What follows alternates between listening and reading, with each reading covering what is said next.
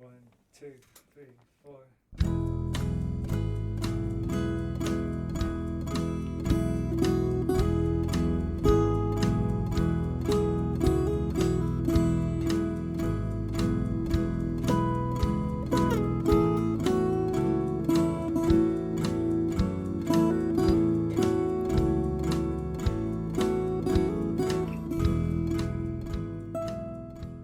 You are listening to SKYLIT, the SKYLIT Books podcast. SKYLIT Books is a general interest bookstore in the Los Feliz neighborhood in Los Angeles. You can shop with us from 10 a.m. to 10 p.m. or visit us online 24/7 at skylitbooks.com. Follow along at SKYLIT Books Instagram and Twitter. You can subscribe to the podcast on Podbean, iTunes, and Spotify. Thank you for listening, and now on to the episode. Hello, lovely listeners, and welcome to SKYLIT. This is the SKYLIT Books podcast, and I'm your host, Natalie Freeman. Today, we're so thrilled to welcome Maria Amparo Escandon to talk about her new novel, LA Weather. Before I introduce her, I wanted to remind you that SKYLIT Books is open for an in-store browsing, and you can always shop online 24/7 at www.skylitbooks.com. Maria Amparo Escandon is the author of the #1 LA Times bestseller Esperanza's Box of Saints and Gonzalez and Daughter Trucking Co. Named a writer to watch by both Newsweek and the LA Times, she was born in Mexico City and has lived in Los Angeles for nearly 4 decades. Welcome, Maria. Thank you so much for being here. Well, thank you, Natalie. Thank you so much for inviting me. I am so excited to talk to you about this book and the Alvarado family and all of the hijinks and antics that they get up to in this book. Did you want to start by reading a little something for us? Yes. I am going to read to you a passage that is a Patricia passage. There's 3 sisters, Claudia, Olivia, and Patricia. And this one is a Patricia passage, okay? So here we go. After she dropped off her sisters and called her office to request a flex day off work, Patricia drove to Eagle Rock in Topanga. She'd hiked the Mush Trail many times before and knew she'd have a decent phone signal in case Oscar tried to reach her. That was the birthday gift she wanted, to spend this perfect 72-degree day by herself, walking among chaparral and sagebrush, admiring the Santa Monica Mountains in the distance, and thinking hard about the state of things among the Alvarados. As her legs negotiated the uneven and sometimes dodgy climb along the dirt paths, her mind kept going back to a single question. How had her family become so disconnected? She remembered the days when everyone knew where everybody else was, what everybody else was doing. Every year, color-coded calendars were posted on the fridge and were updated daily by all involved. A tin can with markers sat on the countertop, yellow for Oscar, green for Kayla, blue for Claudia, pink for Olivia, red for Patricia, orange for Danielle, and black for family events. It was all there. Daniel's chess club and swimming competitions, Kayla's mammograms and gallery openings, Patricia's parties and weekend trips, Oscar's multiple errands around town, Olivia's school presentations, Claudia's marathons, birthday parties, quinceañeras, bat mitzvahs, weddings, holiday vacations, everything was shared. A rhythm, the way the Alvarados moved along the hours and days and weeks of those calendars year after year, had served as a thread of sorts that tied her family together. But by the time her older sisters had gone to college in New York and Miami and had gotten married and moved to their respective homes, something had broken. The calendar had ceased to exist years ago. The markers, still in the tin can, had dried up and were now relegated to the top shelf with the sous vide cooker, the ice cream maker, and the creme brulee set, still in its original box, aging undisturbed. It seemed to her that each member of her family was a top spinning on a surface by itself, unencumbered by what the other tops were doing or where they were going. What surprised her the most was the fact that they still met for Sunday family dinners, rain or shine, with or without husbands, with or without the twins. But people sitting at the table don't make a family. Monologues don't make a conversation. Even the most delicious meal, meticulously prepared by Kayla, didn't inspire anymore. And in the past year, she'd watched her father descend into apathy. She didn't rule out depression, but she was more inclined to believe something was bothering him. Had she done enough to figure out what it was? She thought not, and this upset her. She wished she could pry open his mind and extract his pain, his worry. Or was this deterioration part of the process of aging? She wondered if all families went through this emotional separation as the children grew up and the parents got older. Perhaps she had a heightened sensitivity to what was going on because she lived with Oscar and Kayla and could see the day-to-day decline in their care and affection for each other. Why did she live at home anyway? Was she hoping to hang on to the thread of days and weeks that connected her and her parents and sisters in the family calendar?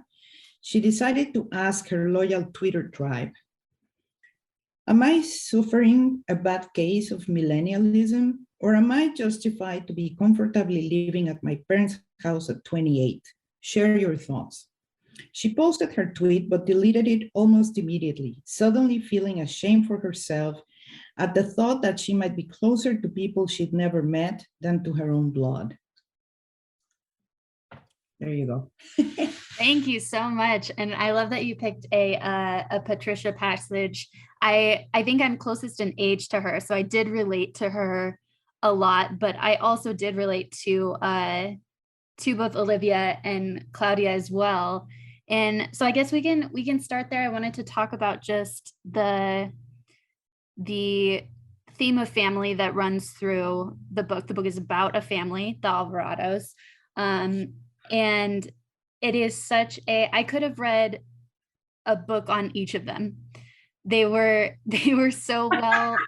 I would love to read a full book. I could have written a book on each of them. And I completely believe that because they were all so richly drawn portraits of people.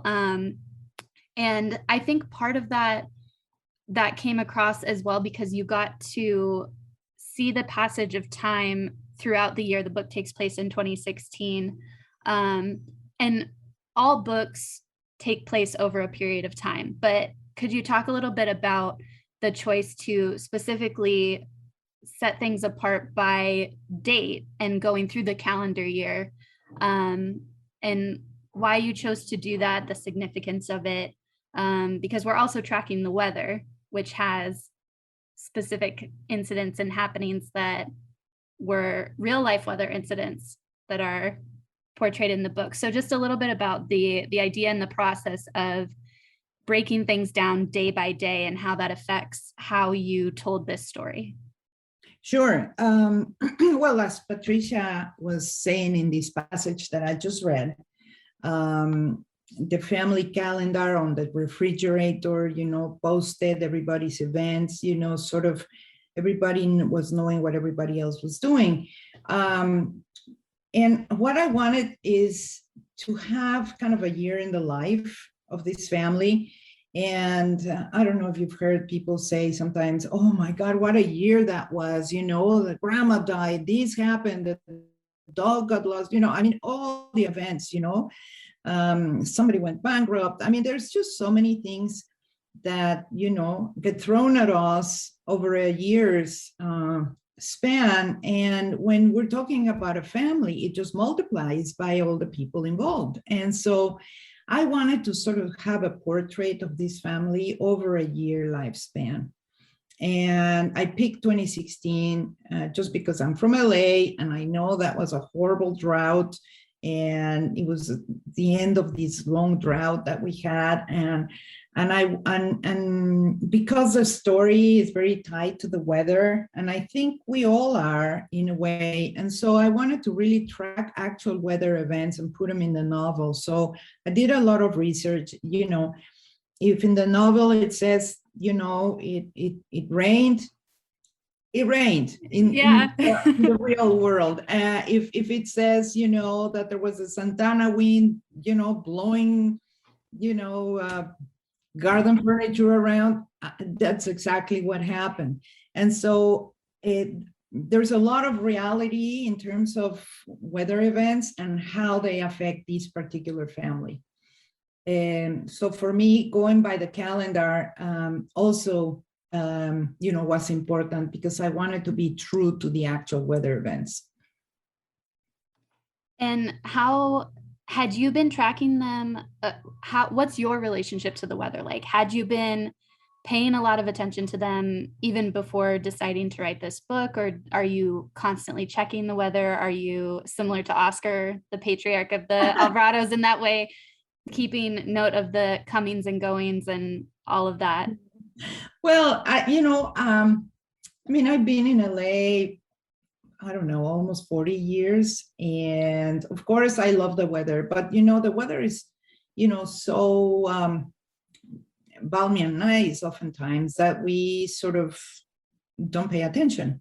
Mm-hmm. But the reality is there is a lot of weather. There's a lot of weather. And this particular story, I wanted to address the weather because I moved to New York for a short while. I was there for a couple of years, and I met a lot of people from the East Coast who were, sure that there was no weather in LA. Oh, there's no weather in LA, And I go, what are you talking about? There is weather in LA. What about the Santanas and the drought? And, you can't water your garden. And, there's this whole thing with the fires and, the smoke. There's so much weather and they just wouldn't get it. For them, weather is a change of seasons, but we do have seasons as well. And so, and I'm not talking about the award season, right? I'm talking about actual weather seasons. And so I sort of wanted to, prove them wrong. And so I set out to write this novel and incorporate the weather from, the LA weather into the story. And the weather is which I think we forget a lot of the times, because like you said, we're not fully paying attention to it unless it's some sort of catastrophe that requires our attention. But the weather is so intimately connected to the land, and the land that we're on, the planet, and how we access the planet and use it for its resources and how we interact with it. And so I'm going to try and ask some vague questions because I don't want to spoil too much of this book for our listeners. I want them to go read it. So I'm going to ask some sort of open-ended questions that you can answer with as much or little information as you want. We'll try to avoid spoilers. Of course. Yes, we're trying to avoid spoilers. So there are huge connections and parts of this story that have to do with the land. One of them is that Kayla's family home is in Mexico City, and her connection to her parents' house, who are no longer living, no longer there, and how keeping that house or visiting that house affect her and the decisions she makes with her own family. And then Oscar, the patriarch of the family, his descendants used to own land on the West Coast, and he is dealing with that legacy as well. So how did you connect the weather patterns and the ideas of weather to the idea of land and what that means to people's legacies? Well, obviously, for me, because I grew up in Mexico City, but I spent, most of my weekends and obviously all the vacations and summers at the family hacienda, which is in the state of Hidalgo. So, it was a big family house and everybody was there, my cousins, my uncles, my aunts, my grandparents, so at any given time, there maybe was 30 people there. So it was like a big family reunion, but every weekend.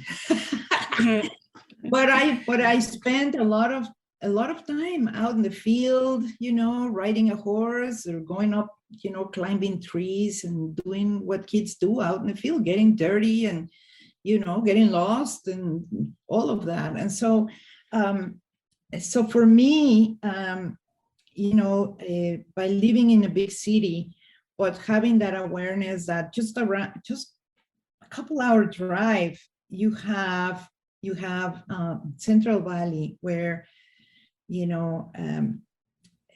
in California grow about half of all the produce that is delivered to the rest of the country. The chances, every almond that you eat, 9 out of every 10 almonds you eat comes from the Central Valley in the world. So California produces 90% or more, give or take, of almonds in the world. And so that cornucopia, that vastness, having it so close, I went there to do research and I was just absolutely blown away by, how fertile and how much production, and at the same time, how threatened it is by the nature of the climate in California, which is desertic kind of, it's dry. And so bringing the water in to water all that produce and all that is very costly. And so I really came to appreciate that. And for me, it was important to put it in the novel, to have that connection with the land. Yes. And Oscar in particular, he has, I think I didn't fully quote it, but there was I wrote the date though, August 4th, because everything, that was how I kept notes, which was so fun because I could keep, and it made such an interesting way to read and remember the book too, because you sort of remembered it in this chronological sense. Right. But he talked about the expansiveness of Los Angeles and the city in general, but how he knew that you could go 5 miles in one direction to Koreatown and find Korean food in a specific restaurant there, or you could go to the valley and find a farm where they're growing produce, or you could go to the city and go to one of Claudia's restaurants or her friend's restaurants, and things like that. And so I felt like that expansiveness and specificity in writing about LA was so well balanced. I'm from Long Beach, so a little bit further south, and I'm not super familiar with the LA area, or I haven't made myself familiar with it, but I found your version of it extremely accessible, and I really enjoyed it because I knew what you were talking about, but I didn't feel like an outsider. And so I was wondering how, either if you could talk about some of your favorite LA writing, or what parts of LA inspire your sort of viewpoint of it in terms of how Oscar views it as well. If that is, I'm assuming, a little bit of your viewpoint, that it is so specific, but also extremely broad, and there are so many different pockets of it. Absolutely. I don't know if maybe it would be okay for me to just read this one little bit. Yeah, of course. That talks about, Oscar and his views about the city, because I kind of share that. It's part of how I'm sort of talking through him, Yeah. No, there were parts where I definitely because you're hearing from everybody's points of view, but he's definitely kind of the mouthpiece of the family to a certain extent. And I assumed that was a lot of your viewpoint, especially with the weather and the city itself. Yeah, well, it's just a little piece, but yeah. I think it does illustrate what you're talking about. So here's Oscar, right? And he's walking around Pacoima, and he said he examined the commercial storefronts, taking notes in his mind, fast food restaurants, churches, informal movie theaters, pawn shops, and check cashing money transfer business on every other corner under the relentless August sun. He passed big sound stages where Hollywood magic was surely being created and snaked in and out of residential side streets, observing life in the different houses he came across. Most of the people he encountered were Latino. They were his people, and he felt right at home. When he was in high school, he had promised himself to walk all the neighborhoods of LA in order to be able to understand his city in all its complexity.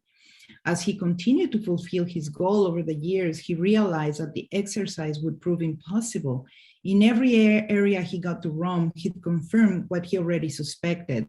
There were hundreds of cities within his city, each telling a different story. He'd need several lifetimes to understand its many incarnations. One of them, the most obvious one, perpetuated by many out-of-towners, was the entertainment mecca, with streets and parks named after movie stars, familiar locations, and neighborhoods banned by the film industry due to shoot burnout. People who knew little about LA imagined everyone walking around with a screenplay soggy with sweat under their armpit. This was the birthplace of Hollywood, after all. But in truth, Los Angeles was whatever you wanted it to be. And that was thanks to the constant influx of immigrants arriving with their dreams, not only from other countries, but from other states within the nation. Even its famous palm trees came from somewhere else. He imagined a reality show host selling Los Angeles to a live audience. Are you a surfer dude hitting the waves? You'll fit right in. How about a hipster starting a gluten-free cookie brand or a new church? Of course. And is there a place for a young family raising small children? You bet.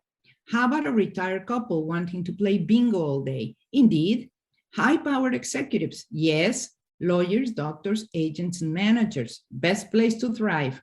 Gym buffs, starlets, chefs, yoga teachers, students, writers, healers, misfits, trainers, nurses. Right this way, please. Are you into cosplay, improv, porn, roller derby, voyeurism, cemetery movie screenings, food truck drag racing, AA, relapse, rehab, open mic, plastic surgery, wine tasting, biker meetups, karaoke, clubbing, S&M, or escape rooms? Come on over.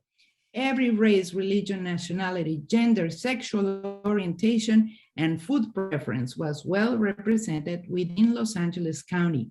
And this is what Oscar loved most about his city. So there. And it makes me want to go walking around, because I feel like same thing with the weather that you said, like it's not always in our face. The weather seems like it's not changing very much, or it's just constant. So we forget about the extreme instances of it. And I feel like we can get kind of compartmentalized in our neighborhoods too. Like, I know that all of those things you just listed do exist somewhere in LA, even though I haven't seen all of them, but I know the ones, like, I guess in our neighborhood, we could say specifically the hipsters and the gluten-free cookies are like common to our pocket in Los Feliz, but in all those other areas, all those other things do exist and all those other groups of people. But if you stay stuck in your bubble, you're never going to encounter them and you're never going to find them. Right. Right. And he had a knack for exploration. He loved just, driving around, stopping somewhere and then getting out of the car and just walking the neighborhood and just getting a feel for it. And it's amazing. We really live in a town that is many towns. And that's what's so great about it. Yeah. And with that though, the freedom that it offers, there was a quote of, a Patricia passage that I did put down that I wanted to read, because with that freedom, Patricia also feels a little bit of a burden because of what all of the opportunity that is thrown at you and the options and the things that you're told you have the ability to do. And this is also from August, where Patricia's walking around and reminding herself, she says, or you said, she'd go there to Griffith Observatory, oftentimes just to remind herself that because she lived in the wealthiest city of the wealthiest state of the wealthiest country in the world, she had been bestowed with the ultimate responsibility to thrive in her endeavors many times over on behalf of all the immigrants who hadn't been given the chance. Yep. And so I just thought that was such an interesting contrast to the opportunity that Oscar always saw. And I think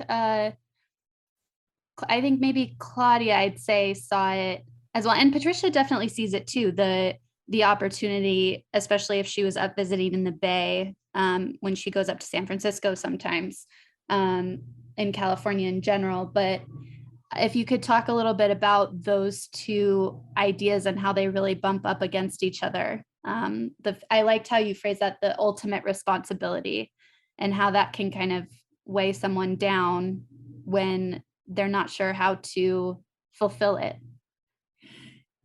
Well, yes, Patricia, she's young, she's 28. She's a social media ace, she's a guru, and she works for brands, and she's very aware of all the different causes, and she has a big commitment, with society, and she's very aware of her privilege, in the sense that, here she is in a very wealthy city full of opportunity, in the wealthiest country on earth, and she sees that not everybody has that kind of opportunity.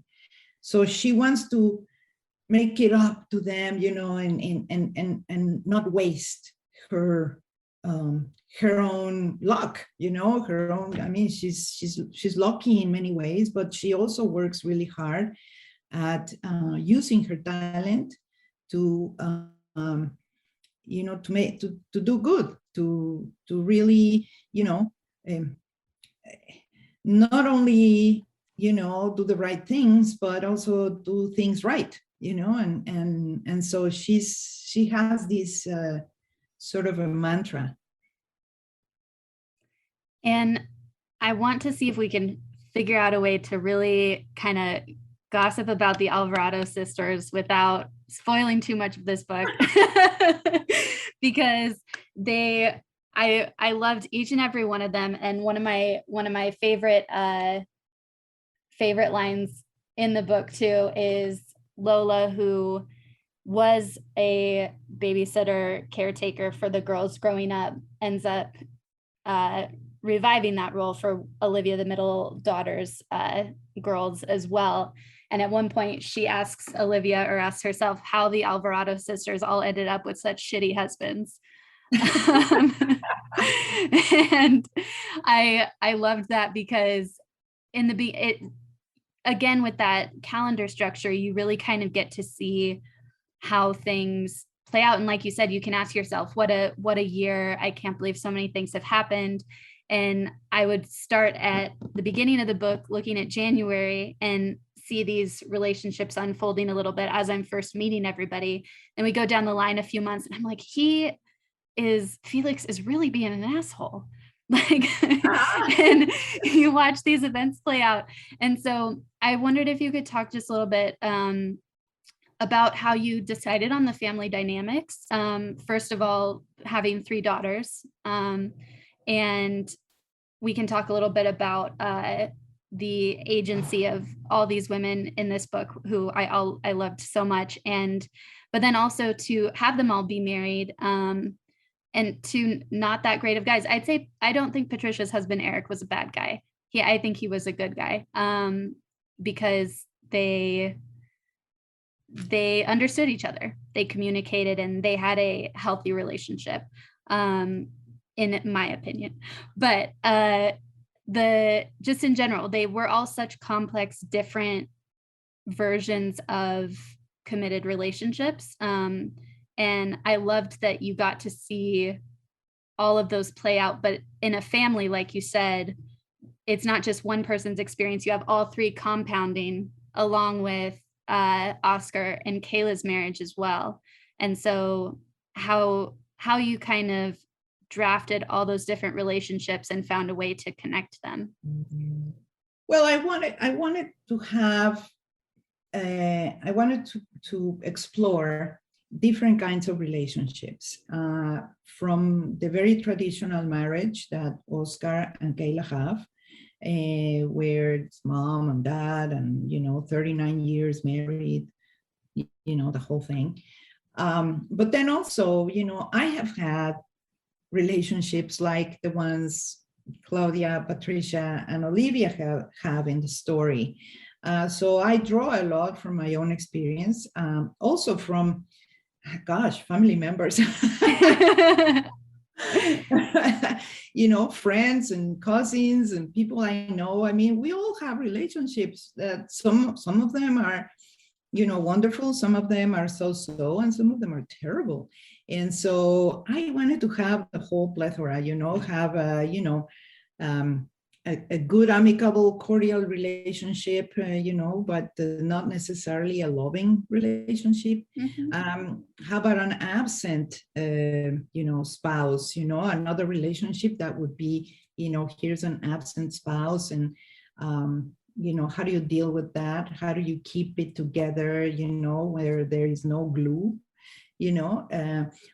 also, how many of us, have a very nasty partner that we cannot, get away from, that we have a hard time, separating from, because there's a codependence, the relationship is, toxic, but at the same time, it's very hard to let go.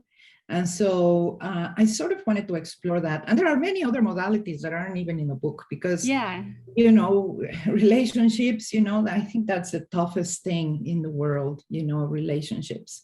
And the book is about relationships, not only between the three sisters and their spouses, but between the three sisters themselves. And so there is, the end of love, but also new love coming, and so it's sort of evolving and coming and going, and that's why I put in an epigraph that I just want to read. It's the very beginning, and this is by Jack Gilbert from his book, Refusing Heaven. He wrote this beautiful poem that is called Failing and Flying. And there's a line there that really struck me, and I think it's at the heart of this novel, when he says, "I believe Icarus was not failing as he fell, but just coming to the end of his triumph." And I really wanted to explore that, because I had a marriage of 21 years myself, and it ended, but it doesn't mean that we failed. I mean, we had children, we raised kids, we had a business, we bought a home. I mean, we built a life. And the fact that it ended doesn't mean we failed. We just came to the end of our triumph. And that's how I see it. No, I loved that about how all of their relationships play out as well. And it wasn't that, it didn't feel like you were writing a fairy tale or trying to give people happy endings. It felt like that chapter of their lives just concluded. And I think that also echoes the structure of the book taking place over that year. We end in December, and I know that they woke up the next day and continued to live and have all these crazy things happen to them.